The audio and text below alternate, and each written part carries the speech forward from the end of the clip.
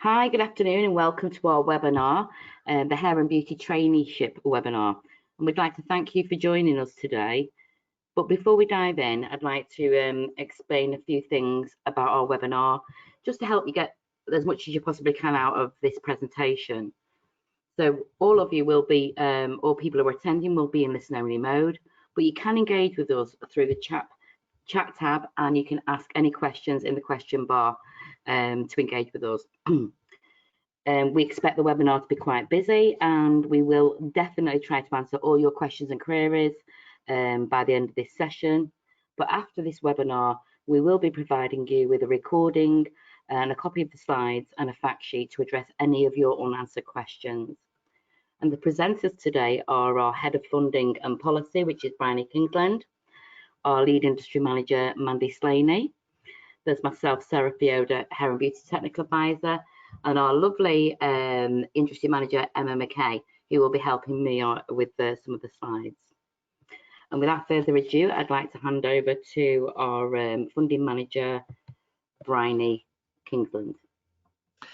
Hi, good morning. I'm sorry, it's good afternoon, isn't it? I'm so used to doing webinars in the morning. I've already said good morning. Good afternoon, everybody, and thanks for joining us.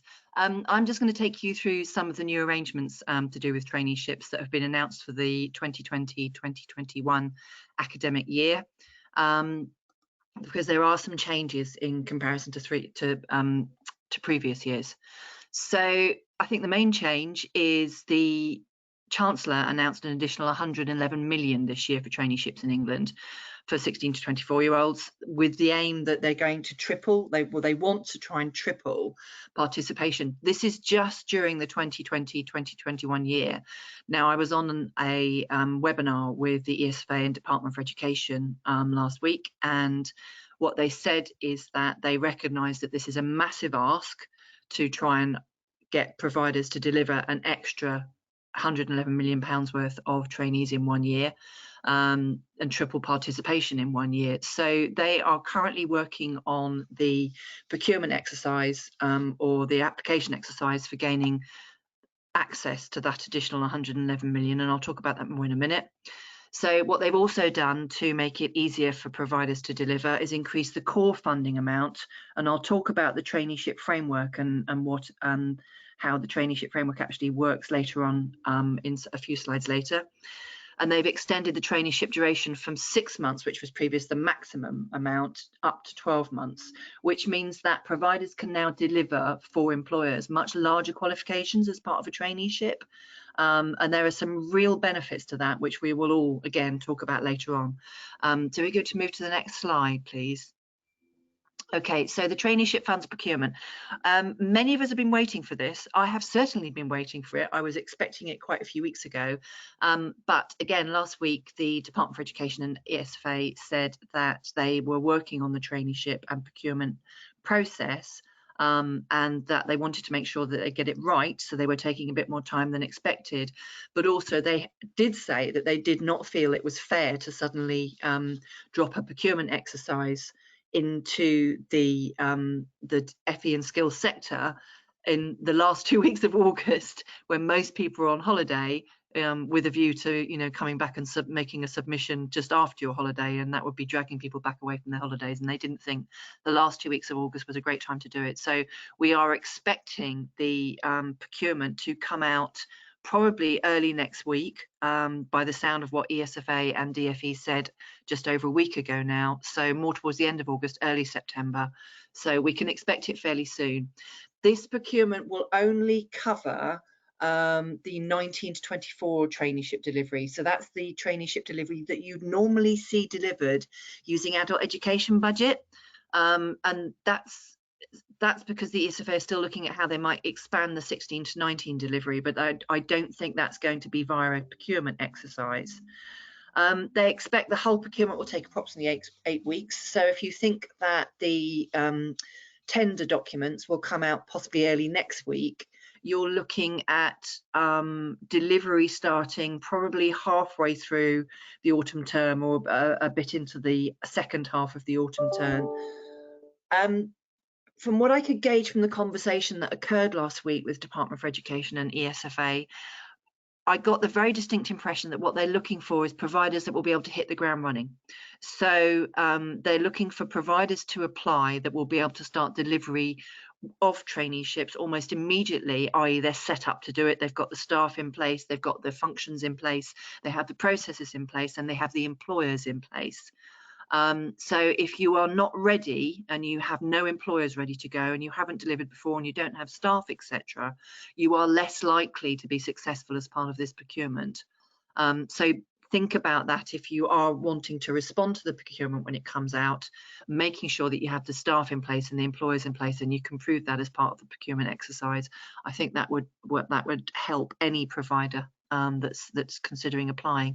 The other thing that the ESFA and DfE said is that they very much would like to make sure, potentially as traineeships obviously can link straight into an apprenticeship for many trainees, that they are not going to just stick with contracts already with the ESFA for A, B and 16 to 19. They want to make this procurement available as a bid for market entry into delivery of traineeships. Now that would mean that providers delivering apprenticeships and who are already on the register of apprenticeship training providers may be eligible to bid for funds. They didn't state that directly, but they did say that providers who haven't delivered traineeships before and who don't have an A contract would be able to bid for market entry. And I'm assuming that that would mean providers who already deliver apprenticeships. One, because those providers will already have strong relationships with employers that may be willing to take on trainees instead of apprenticeships. Or who may be willing to take on trainees with a view to slotting those trainees into an apprenticeship at a later date, hopefully when the market and the economy is improved a bit post the virus. So those are that's the traineeship funds procurement exercise that everyone's been waiting for to see how they can get access to those extra funds. And I think that will come out sometime next week. At the latest, I would say probably the week after, unless there's any delay from the ESFA side in the document and the process for applying for those funds. So next slide. So why traineeships, and why have they suddenly become so important? Why is everybody talking about them? Why is the government pumping such an enormous amount of money into them at short notice? Well, strangely, this is something that we started thinking about as a business right the way back into last year in 2019, because we had a feeling that it was unlikely that many apprenticeship frameworks that were being switched off on the 31st of July would be replaced by standards, and that has been very much the case. And there are some frameworks that have never been replaced with standards and some that will not be. For example, the Level 2 Business Administration framework is not being replaced by an apprenticeship standard. And that is a big loss to the market because many young people who leave school at the age of 16 without a full Level 2 have used that apprenticeship in business administration as their first step into employment. And as we know, 40% of the school workforce, pupils leave school without a full Level 2 qualification.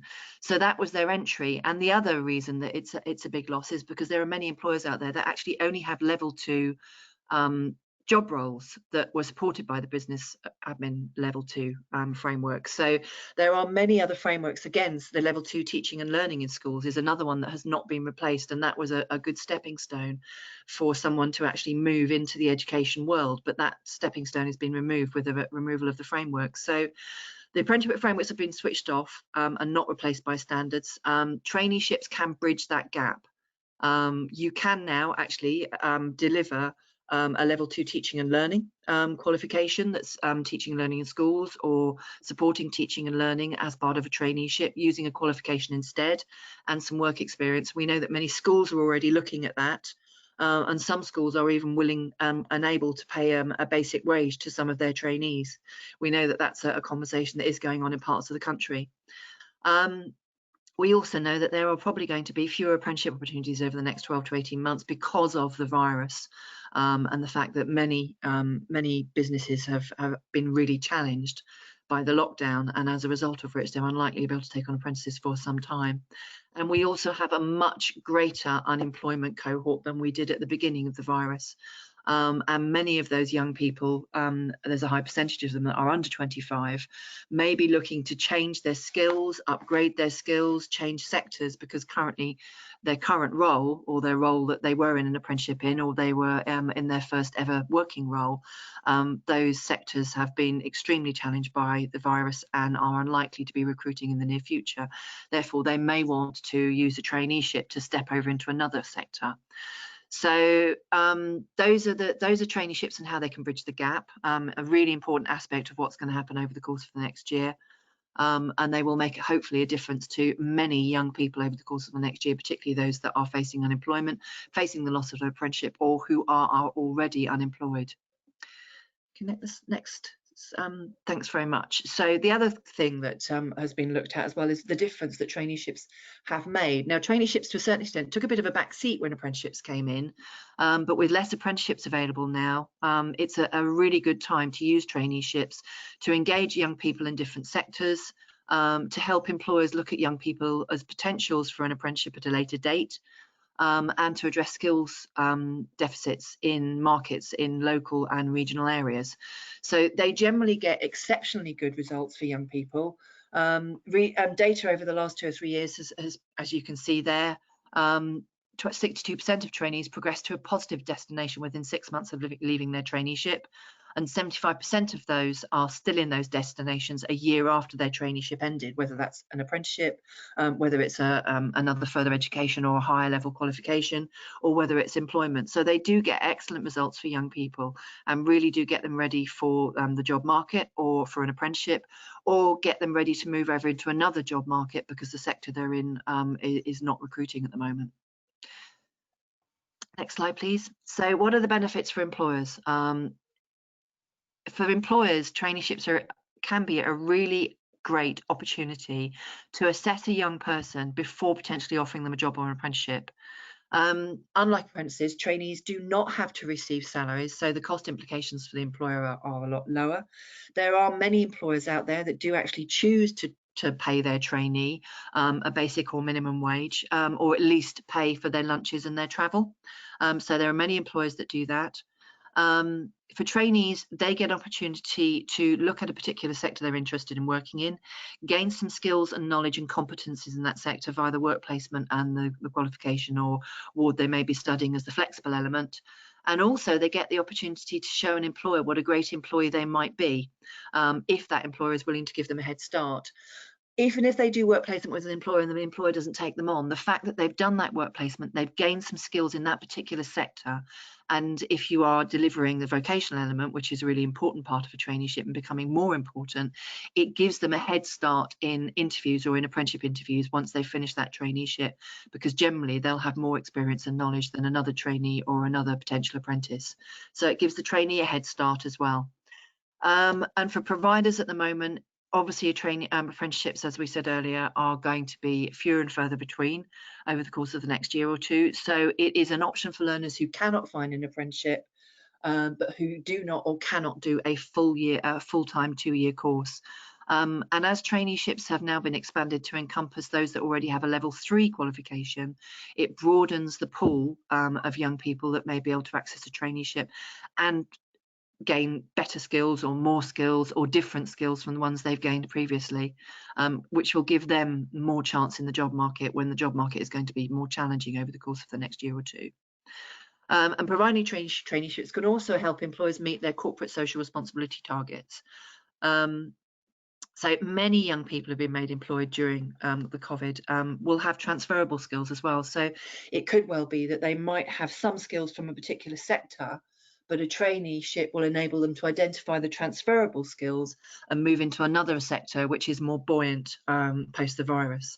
So there are lots of benefits and lots of opportunities there, both for young people, for employers and for providers with the new traineeship arrangements. Okay, so what are they? Now it says a short program, so they're not really a short program anymore. I should have taken that word out, shouldn't I? I updated this slide, but I missed that one. So they are a program with a minimum of 6 weeks duration and a maximum of 12 months. So the way that they've worked in the past is that providers have worked with employers and learners to develop a program that meets the needs of both the employer and the learner. So generally traineeships are for young people aged 16 to 24 who have got little or no work experience, young people who are unemployed, or those that have been assessed or that you've assessed as having the potential to be ready for employment or an apprenticeship within 6 to 12 months. It's for those who are motivated to work and lack the skills, and maybe just need some more experience in a particular sector, or need to refine their employability skills or their employability behaviours so that they are recognised as being more skilled by new employers. And as I said earlier on, it's also now for those young people that have a level 3 and below qualification. It used to be level 2, so it was only if you had a level 2 and below qualification you could access a traineeship. And they've now upped that to include people who already have, young people who already have a level 3 qualification. So there is the possibility that a young person could take another level 3 qualification in a different sector, or another level 3 qualification as part of their traineeship, which adds to the skills they already have and broadens them to make them more employable in a particular sector. And traineeships are available for 16 to 18-year-olds and 19 to 24-year-olds, but they're funded via either the 16 to 19 study programme funding or via the 19 to 24-year-old AEB funding. And then, of course, there's the extra 111 million, which the ESFA are working on at the moment. Some of that will probably be given via AEB provision, and some of it potentially may just be via a procurement, and some of it I think they will keep back to offer to the 16 to 19 area, and they're working as their way through. And a traineeship program consists of core content, which I'll go into more detail in a moment, the work placement, and the optional vocational element. So if we move to the next slide, I can just take you through them. So the core content is a focused period of work preparation training. So it's employability skills, and the experts in their particular sectors, Sarah and Emma and Mandy, will talk to you more about this in detail. So this is just an overview, and they'll talk to you about the sector specific information for the hair and beauty sectors. But basically, it's a focused period of work preparation training covering areas like CV writing, interview preparation, job search, and those interpersonal softer skills, which are so important to employers nowadays. So you're talking about team working, you know, how to work as part of a project, how to communicate effectively, all of those skills which employers really need. And then the other area is the English and maths and the digital skills, but that's only if required. So if somebody already has a grade 4 or a C in their GCSEs, then you and GCSE English and maths, then you wouldn't need to deliver English and maths as part of the traineeship. And digital skills is also there now as part of the traineeship. So it may well be that you would want to look at digital skills, what digital skills might be needed for that particular sector. And tailor the digital skills content that you include in the core content to the particular sector the young person's working in. Or it may well be that actually you assess those digital skills as being under level 1 or under for the young person, and you decide that they need more digital skills to make them more employable, and you can add that in.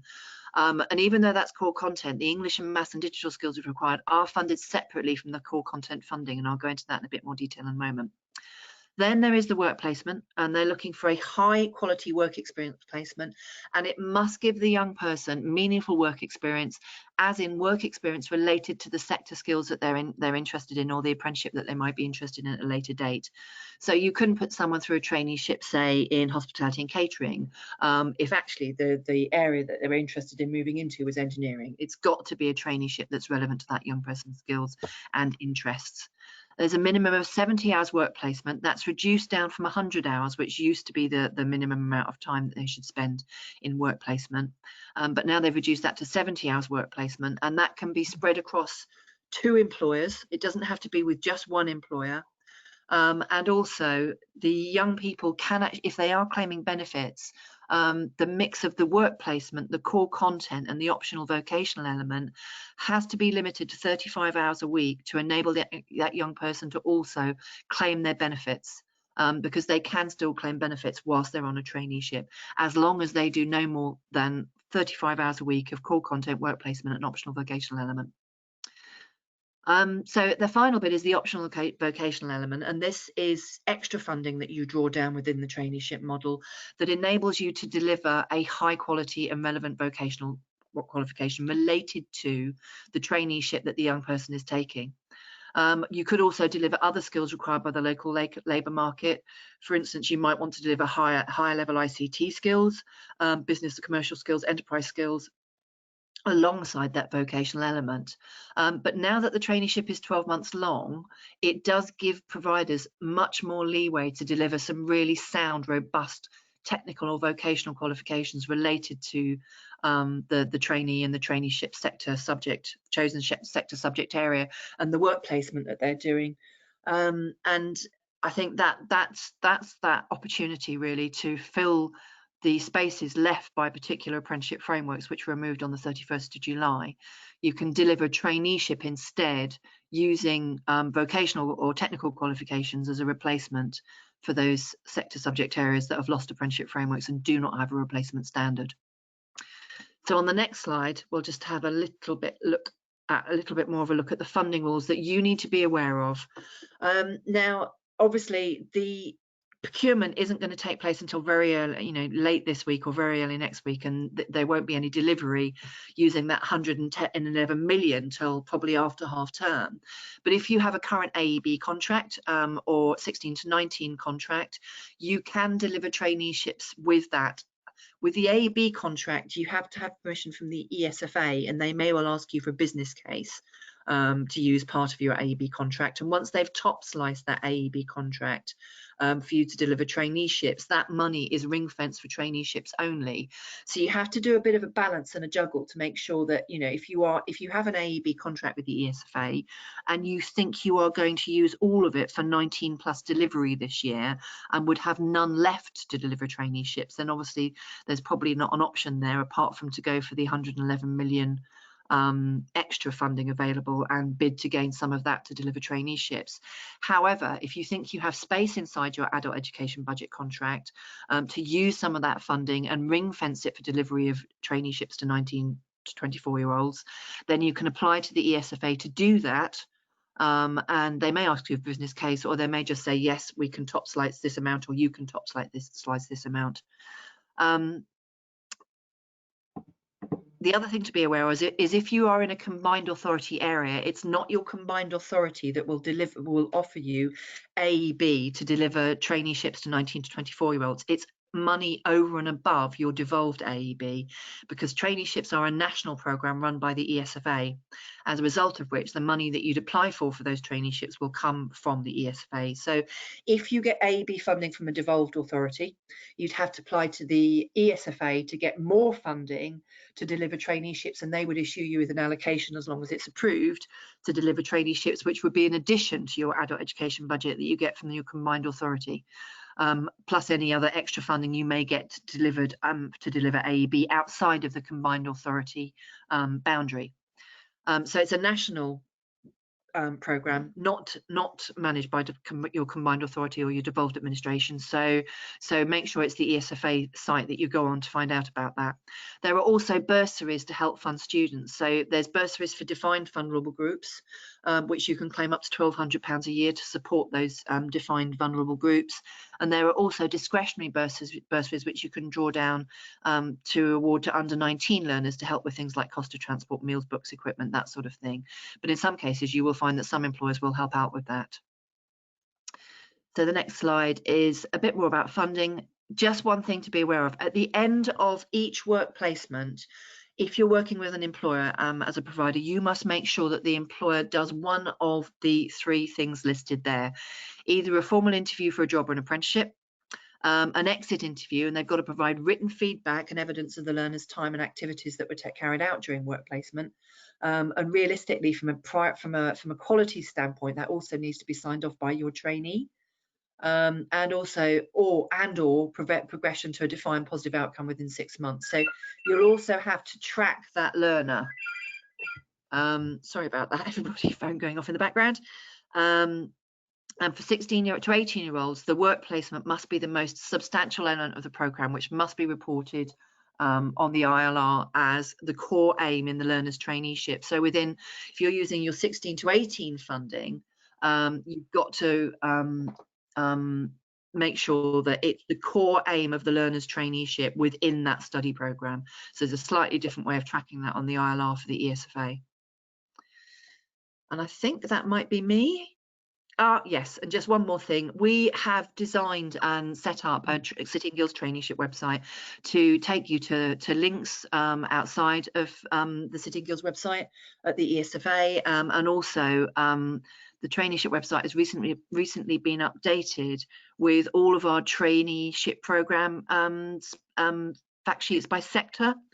There's also an original traineeship webinar there on the Business Administration Level 2 traineeship, which we've worked with employers and providers to develop, because once they realised that there was going to be no Business Admin Level 2, we brought forums of employers and providers together all over the country. In actual fact, we held 4 or 5 of them and talked to those employers and providers about what they would want to see and what could potentially be the replacement for that loss of the Business Admin Apprenticeship Framework Level 2. And we've used that as the basis for building up our traineeship offer across the other sectors, including hair and beauty, because we've had providers and employers ask us to do so. And our experts, our hair and beauty experts are here today, and they'll be talking to you in more detail about the hair and beauty traineeship offer that we've also put together with employers and providers. But this is our website. It can tell you an awful lot more about traineeships. It also gives links to telephone numbers to find out more if you want to ask us more information. But that page is very easy to get to under our offer on our website and centres. And then on the right hand side, you'll find that there's some widgets, and you can click on one that says traineeships, and it will take you straight to the traineeship site. And we've also got some links at the end of this webinar which also take you to the traineeship site, and you can use that to find out a lot more information. And I think that's me now, isn't it? Am I passing over to me? Sarah. So let me introduce our wonderful Sarah Philidoux, who is one of our hair and beauty experts, and she's going to talk to you about the traineeship framework for hair and beauty. Oh, thank you so much, Bryony, for all that information on the traineeships, and welcome everybody again. And I'm going to talk you through a few slides now, and probably Emma might butt in, or help me along if she feels like it. But we are a team, so just bear with us. On the slides I'm going to go through, they are examples that were broken down for you, and we will go through the vocational tasters on this. And then my colleague Mandy, the senior industry advisor, she'll pick up on the work placement, the work preparation training, and the maths and English and digital skills. So let's move on. So as I was just speaking before about the programs that we've got together for you, we've split them up into different programs. So we have like a barbering and beauty therapy program, a hairdressing and beauty therapy program, and I'm going to go through some of these qualifications with you that we have to offer. And Mandy, as I said, will look at the work placements, work preparation, maths and English, and digital skills. So for myself, I'm going to look at the moment at the vocational taster on this slide. And on example, the first example here, you can see that we have our MVQ Level 1 certificate in hairdressing and barbering. Now, this is an absolutely wonderful little qualification for anybody in the sector who decides they want to be a hairdresser or a barber.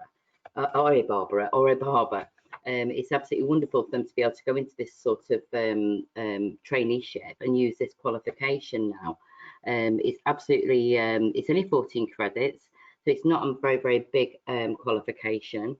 As you can see there, it's about 230 guided learning hours or total qualification time. They have the 4 mandatory units, and they have 9 credits off the optional units that they need to cover there. And again, it's a lot of assisting and helping people to remove colour, or helping in the reception, also removing extensions and plaiting and twisting. So it's a nice, real nice little hairdressing or barbering qualification for anybody who wants to go into an apprenticeship later on. The next one is our beauty therapy level 1 MVQ. Again, this qualification, it's only 180 guided learning hours or total qualification time, and again it has 3 mandatory units, which are health and safety, working in a relationship with a team, and preparing for the salon and the salon work areas. And then again, they have 8 credits, so it's sort of 2 units, if you like, from 4. So it will be like working on the reception, or maybe helping the beauty therapist with facials or day makeup or nail services. So it gives that young adult an opportunity to try before they buy too. And I quite like that, before they go into an apprenticeship. If we go over then to the hairdressing and beauty therapy, we have what I love these qualifications. There are 3001 qualifications. They first came out many years ago on the foundation learning tier, and for myself as an ex-teacher, you know, I've had such great success with learners who literally, you know, were not in employment education or training at the time, who, you know, maybe now run or are an assistant manager at the Atlantis in Dubai. And I think without this sort of qualification, where would that young learner have been, you know, all the years on, from 2000, I think it's 2010, something like that. So we have a great award in the introduction to the hair and beauty sector, and that can be built up, so they can do the award, which is 2 mandatory units, and then they would pick units from a massive selection of units for this type of qualification, from, you know, hand care to skin care to which can be entry, to styling men's hair, women's hair, applying basic makeup, nail art, face painting, providing basic manicure at level 1 and pedicure, using temporary colour on hair, which, you know, is what our learners really love to do. Every learner loves this create an image, so that's absolutely brilliant for our learners when they like to sort of be creative. And it goes down from E3, if you like, to level 2 units. So again, that's really, you know, it's a bit of a sweet shop. You can go in and see what units you think your learners can use, and then adapt that program to suit the learners. And we build up again from the award to the certificate, and eventually they could, if they didn't go into an apprenticeship, they could go into to do the diploma into a full-time college course, and then progress further into technical qualifications. We have one little cracking qualification that I absolutely love, and that is our VRQ in the creative hair studies, hair and beauty studies. This has been around for quite a long time, you know, and nobody really looks at this one. And I think this is where traineeships could pick up on this one, because it is an actual level 2. And, you know, the minimum is 180 guided learning hours. And there's some really good units in there: art of hairdressing, art of colouring hair, you know, tanning, body art, eyebrows, foot care. There's such a lot in there, male facial care. And again, the minimum is 180 guided learning hours, but again, they could pick that up in college later on and go to the maximum and get the full 10 units of that qualification, and develop themselves further that way. So again, very flexible for our learners. The hairdressing, I've just spoken to you before. We're going to have the vocational tasters. The award, I've gone through that, but we have our hair services, which is a lovely qualification, and we have our hair techniques, which again are the popular qualifications, or they were popular qualifications, but I think through traineeships they could have a rebirth. And if you can see the certificate in the hair services, that is it's 238 guided learning hours, or total qualification time. And again, it's got, you know, 5 mandatory units, and then you get 10 credits from the optional. It's all about working in the industry, you know, the service that is required, like shampooing, consultation, health and safety. And then again, in the optional units, it's about that scalp massage, men's hair, creating an image, you know, promoting products, because not everybody may want to be as creative, but they might want to go into more of the manufacturing, of promotion of products, because it's not all just about being a hairdresser or a beauty therapist.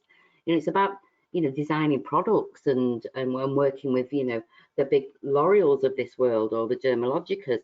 So it's a stepping stone there, and that's a really nice qualification. Again, with the hair techniques, this one is ideal, and I used to work with this quite a lot when I was in FE. 300240. So it's a certificate again, 170 TQT. But what I love about this one, it's the fact that it's basically 5 units that you would do. and you can do cutting women's hair, there's 5 units for that, colouring hair, 5 units, perming hair, 5 units, barbering techniques, 6 units, and combined hair techniques, which is brilliant. That really covers all the diversity that we see that's going on at the moment, because that gives you all our hair classifications and our how to style and finish with hair classifications. So that could be quite a I think that could be quite a popular little qualification there to add on. And then if we look at the beauty therapy, we have again my favourite one, the 3001 suite of qualifications, and then we also have our 300340 beauty therapy services, very similar to our hairdressing qualification, very adaptable. It's again, it gives them all that retail industry knowledge. It gives them all the information about how what it's like to work in the beauty related industry, health and safety, and again how to communicate. A big thing for our kids today is about how to communicate, these young adults, how to communicate. So again, they've got the skincare in there, which is brilliant, to provide skincare, also provide manicure treatments and provide pedicure treatments, which are great because it's all about them looking after somebody else and looking after themselves in our and moving forward in the chosen industry. The next slide we're going to go down to is our nails, and so the examples here are for our vocational taster are the nails. And again, we still have that introduction to the hair and beauty sector, which I'll always love. And we have the a learner could take an award in manicure, and that is 48 TQTs, and that manicure is provide our basic manicure service within the awards on the 3003 suite of qualifications. From that, you could then do the nail technology, which is 163 TQTs, and that is again the nail technology. That is our tip and overlay, and it's our nail extensions. So we can go down a real nail route there for our budding nail technicians in the world. And then if we look at our the makeup, because everybody loves makeup. I mean, everybody loves makeup at the moment. Makeup's a massive thing with our young girls, young boys. They love to create. So again, we have our award in the introduction to the hair and beauty sector and the certificate, but we also have our makeup certificate. And this is a really nice little qualifications for the budding makeup artist. Again, with about 5 units in there for that for the learner. So they'll have working in the industry, and they'll look at makeup application, and they'll also be able to provide lash and brow treatments. So again, that's really, you know, giving them a little taster before they maybe want to go into media makeup or makeup artistry. So that's really nice. So you know, at the end of the day, I think we have quite a nice little portfolio of, you know, VRQs that are suitable to for our, you know, young learners who may be having a hard time at the moment because of just the way life's just turned out for their year group. But I think moving forward, you know, we can all support them with what we have to offer. So this slide is all about the funding examples, and the example 1 is 19+ funding, and example 2 is 16 to 19+ funding. I am no funding expert, but all I can say is that when this first came out, like Bryony said earlier, the traineeship core element was £970. It's gone up to £1,500, which is absolutely amazing, taking the potential funding for a young learner with you to £3,533. Again, if you want to check Bryony's funding catalogue and check the laws for any more information that you might need for that, because I am certainly no funding expert. The next slide again is just giving you an overview of some qualifications that are on the FA funding stream, and they're on Bryony's funding catalogue, and that, I think that's been updated at the moment, but the catalogue there would give you a lot more details. So if you go under delivery qualifications, that's where you'll find all that information. And I hope what I've been able to deliver to you today has been very, very useful. And now I will pass over to Mandy Slaney, our Senior Industry Manager. Good afternoon, everyone. Now I'll just cover the remaining of the key components of the traineeship framework, but it is really just a light touch just to give you just a couple of examples. We will be doing specific webinars on each of the core elements of the traineeships in the future, so please make sure you watch out for them being advertised very shortly. The work preparation, employability skills.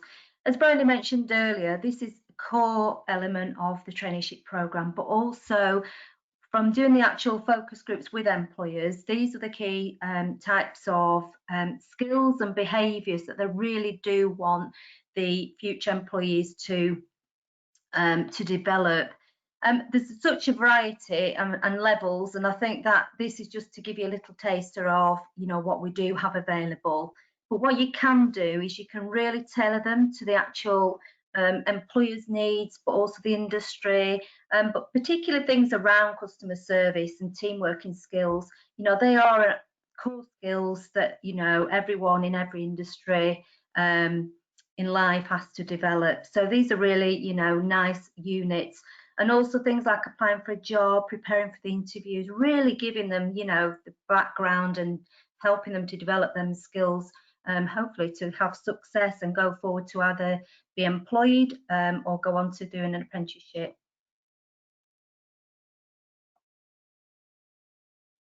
Work experience. So again, a core part. One of the things we are actually looking at, and if you look at the example delivery that Sarah looked at earlier, what we've actually put in there is a profile of achievement. Now, this is not a qualification, it's more of a framework, but has everything there. You can plan the learner's journey, all the hours and all the relevant component parts can be built into that. One of the things we are looking at is whether we could, and whether there's appetite really, to actually create a digital credential for this section, and which would really be something for the trainees to take forward in the future. Next slide. Maths and English. So as we know, we have such a breadth of a maths and English provision. This really can be tailored to the individual trainees, but also, looking at the sizes, the levels. Also, one of the core things, we always suggest that you really look at is the assessment on each of them qualifications, because they are all very different. And as we know, each of the learners, sometimes they have a certain aspect that they wouldn't like to do. Also, there's some nice bite-sized English and maths qualifications in there, more of like a stepping stone programme. So if you're not looking for something small or just an area that you'd like the trainees to actually develop, they are absolutely ideal. But as I said, we will be doing some in-depth maths and English webinars in the future. The next slide, thank you. We have a wealth of resources available, and we've just put the link in there. Please do go on and have a look. If you are involved in planning and delivering and teaching the maths and English, have a look at the choice available, and please let us know if there's anything that you would like to go through later on. Digital skills. As Bryony mentioned, this is now a requirement within the traineeship framework, and very much come on the back of employers' demand, really. Because if you look at all industries and organisations, there is all aspects of digital. As we know, often young people come with brilliant digital skills. I know my son, he's far better than I am at digital and IT. However, it's really looking at how these can be contextualised and brought into the workplace and develop them skills. So we'll just have a look at a few of the units, just examples. The next slide, Sarah. So we have a variety again, a bit similar to employability, lots of different levels, lots of different units. All the units, if you look at Bryony's funding catalogue and LARS, again, these are funded by units. But if you just look at hairdressing as an example, there's so many digital units that would really benefit them learners. So things like the data management software, you know, most organisation hairdressers have booking systems. Some may be electronic, in a lot of cases, online now. So they can really look at that and how they can develop them skills. Or it might be desktop publishing. Look at how could they create some flyers for the hairdressing industry or beauty. Different activities, they might have some events, and also things like promoting. How can they promote it? So if we look at the level, the next one's a level 2. The next slide, Sarah. And again, you know, this is just a level up, but also gives you a vast variety of different skills that learners could develop. But things like social media, and that's massive, but it's also how do they use social media professionally? How can they promote the organisation? So they're all really nice bite-sized units that the learners could actually have as part of their programme.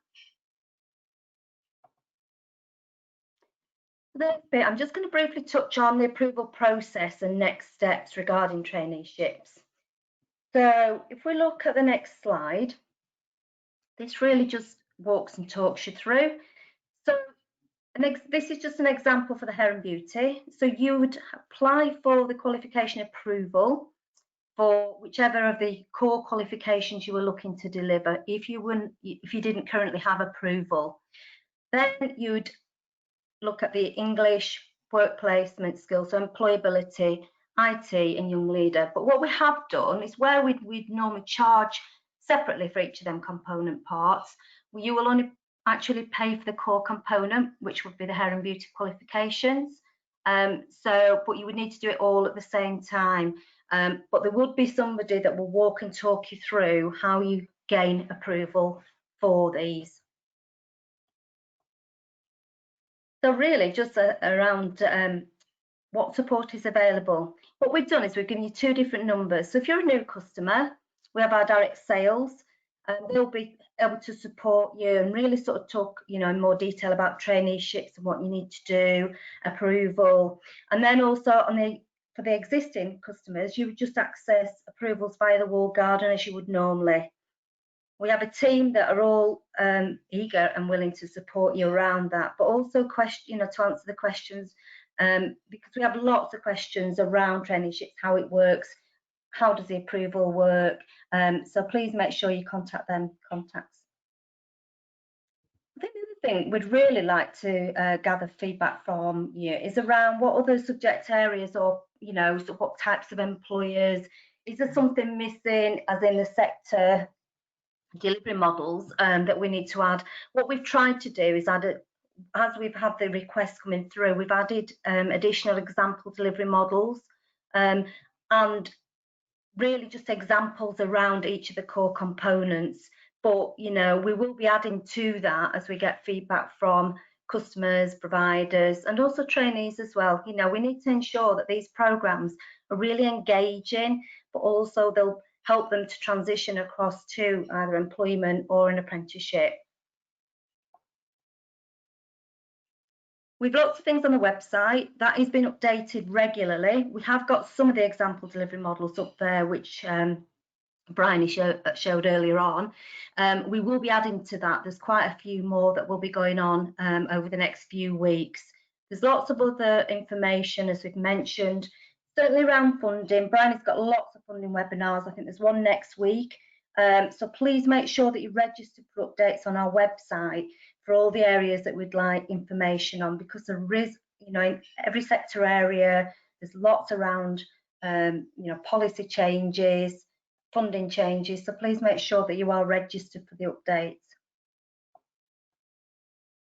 And this is really just about the City and Guilds group. But also, you know, our key focus is around helping people to get into a job, on the job, and into the next job. We see a traineeship as an ideal way to do this, and we are really, you know, would like to help you along the journey. And I think that's over to questions. I think we're at the end there, and we actually any questions from Sarah, Bryony, Mandy, and Emma. But we do like this slide, guys, because I think it really sums up. It is, into a job, on the job, and into the next job. And you know, I'm passionate about traineeships because I look back at my journey as a learner myself and think, you know,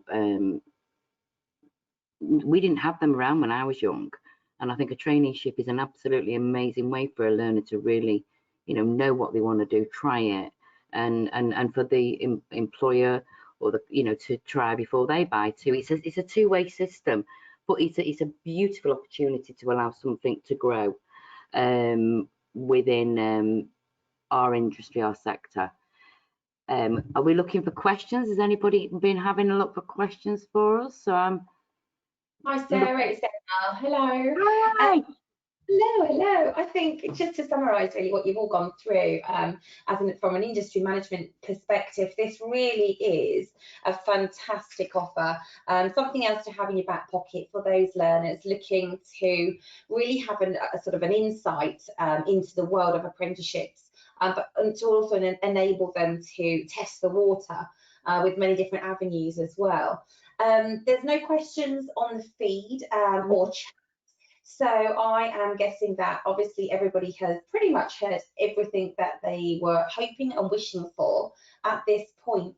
But I think, as Sarah, you said earlier, please do reach out to Sarah or I for any further information. I know, Sarah, you're super busy with, gosh, an abundance of Skype meetings, Teams meetings. With different customers or potential customers, and again, this is something that you could pick up then as well, I guess, isn't it? Definitely, you know, and really just think about what we've said today. You know, pass this on to people, you know, who you may feel are interested, because I think our young adults, these are our future, and I do think we need to be supporting them in a different way. As Bryony said, you know, apprenticeships may go down, take a little bit of a dip for a while. And we do not want a disaffected a sort of 16 to 18-year-olds, if you like, who feel that they've had nothing given to them or nothing prepared for them. Because I do feel, you know, and I'm saying this from my heart, I do feel this is a way forward for these young learners and young adults. And with that, you know, unless Mandy or Bryony want to say something, or Emma, I'm really happy to say, you know, that it's nice to be part of this future with our young learners following this journey on traineeships. Just one thing I've got to say, someone mentioned the City and Guilds funding course catalogue. The new one for 2020-2021 is up on the City and Guilds site. It's under delivering our qualifications, funding for training, and there's a widget on that first page which downloads our up-to-date 2020-2021 funded program directory, and that's basically, everybody, for those of you that may not know, is a full directory of all of our qualifications which are funded by the ESFA in the different funding streams. So there's several tabs in the spreadsheet, and you can also filter those qualifications by level, sector, subject area, by funding stream, etc. So it makes it very easy for you to see immediately what we've got funded and when it's funded too. So that's available on there. And for email updates, for those people that may not have signed up for email updates, if you go right to the bottom of the screen on our website, there's actually a link there that says email updates, and if you want to get signed up for my funding updates, when you put in your details, or if your details are already in there, you just click on the extra areas of interest, and any webinars I'm doing, and the one I'm doing next Tuesday, the 1st of September, is a complete update on the adult education budget and all the extra incentives the government has put in place for 2020-2021. So I will be covering some traineeships, but from a much more generic standpoint, but I'll also be covering all the other incentives the government has put in place for 2020-2021, which providers will have access to and employers will have access to, and any changes to the adult education budget funding rules. And that's next Tuesday at, I think it's 10 o'clock for an hour and a half, because it's a big full policy and funding update. So you can sign up for that as well on the email updates by clicking funding on the preference center for the email updates you want to get sent. So that's about it from me, guys. Well, I'd just like to thank my colleagues today, Bryony, Mandy, Emma, for joining myself on the traineeship webinar to be able to share our vision with you. And we look forward to seeing you or hearing you or whatever, visually or face to face next time. You take care and have a lovely evening. Bye-bye. Thanks, Sarah. Thanks, everybody.